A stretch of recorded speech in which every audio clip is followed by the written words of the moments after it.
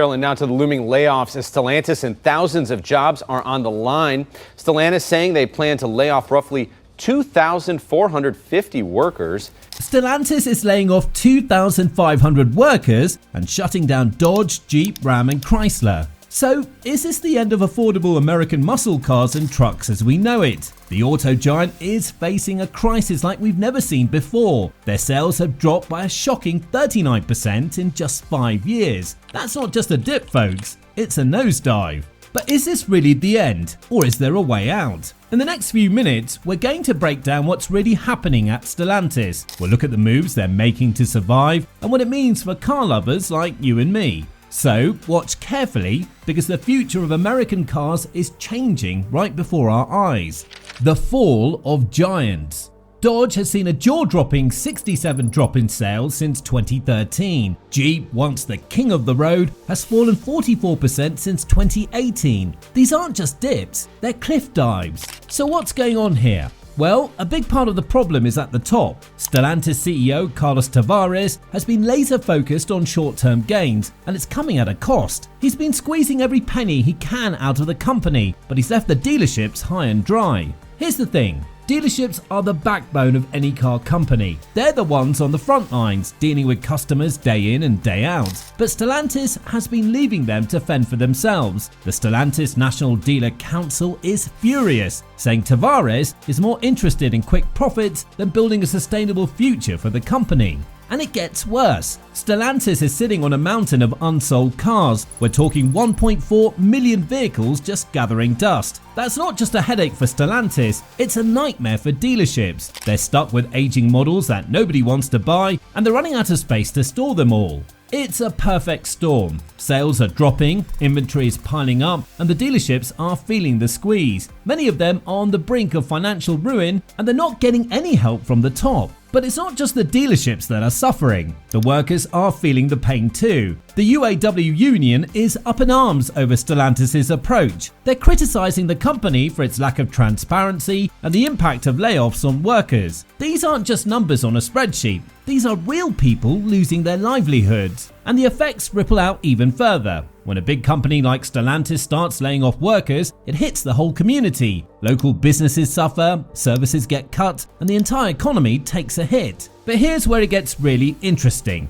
Stellantis' biggest brands, Jeep and Ram, are facing an identity crisis. They built their reputations on big, powerful vehicles that eat up gas like it's going out of style. But times are changing. Consumers are looking for something different now, and Stellantis is struggling to keep up. The competition isn't standing still either. Other companies are rushing to fill the gap, offering more fuel-efficient options and even electric vehicles. Stellantis is trying to play catch-up, but they're starting from way behind.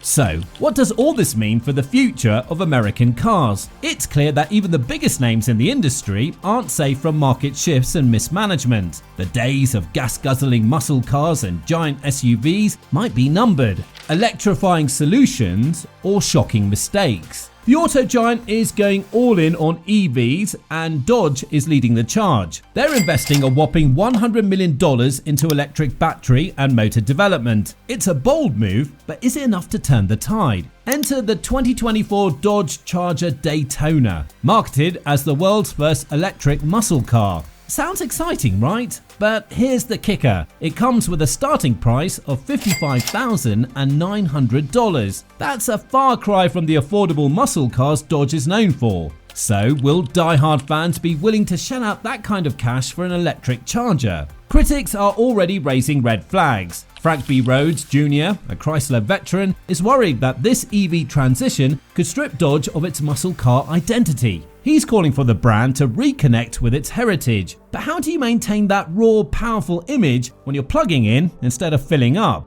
Dodge's CEO, Tim Kuniskis, didn't sugarcoat the situation. He compared the company's transition to electric vehicles to racing headlong into a wall. That's not exactly a confidence-inspiring statement from the top brass. And it's not just about brand identity. The EV market is a minefield of challenges. Electric vehicles are reportedly experiencing nearly 80% more problems than traditional gas-powered cars. That's a huge reliability concern for Dodge as they enter this new territory. Then there's the ongoing EV price war. Tesla's aggressive pricing strategies are creating a tough environment for newcomers like Dodge. Stellantis CEO Carlos Tavares has even warned of a potential bloodbath in the EV market due to these pricing tactics. It's a cutthroat world out there, and Dodge is late to the party. But wait, it gets worse. The average price of used electric vehicles in the US fell by a staggering 31.8% over the past year. That's some serious depreciation. It's enough to make potential buyers think twice about investing in a brand new electric charger. And let's not forget about consumer perception. Many people still believe that EVs are more costly to maintain than traditional vehicles. Whether that's true or not, it's another hurdle Dodge has to overcome as they try to sell their electric dream.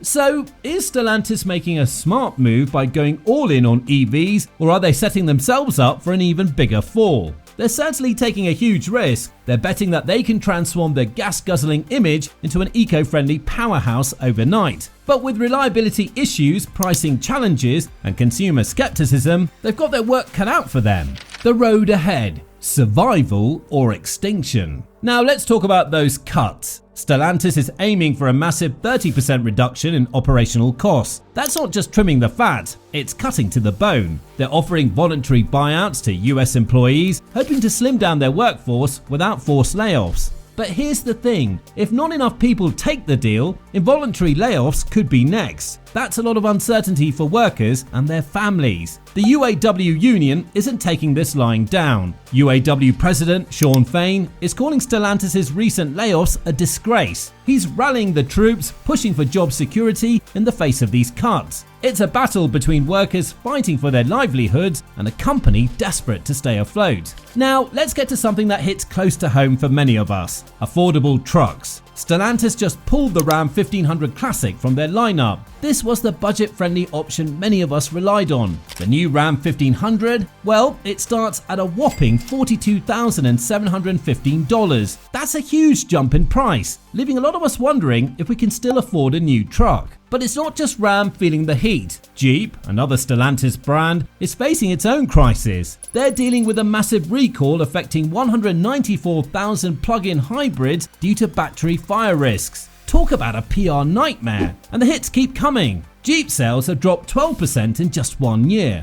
It's looking like the brand that built its reputation on rugged reliability is on shaky ground.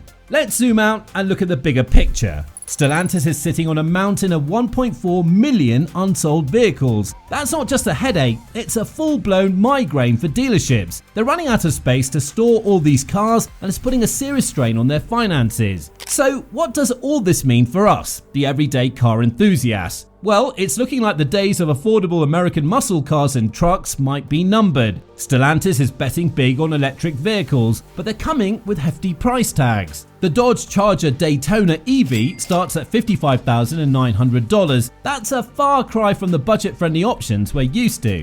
We're watching a seismic shift in the auto industry. Companies like Stellantis are caught between rising costs, changing consumer preferences, and the pressure to go electric. But in their rush to adapt, are they leaving behind the very customers who built their brands? The harsh reality is that the automotive landscape is changing rapidly. Budget-conscious car lovers might find themselves left in the dust. The affordable models we've come to know and love are disappearing, replaced by pricier electric options.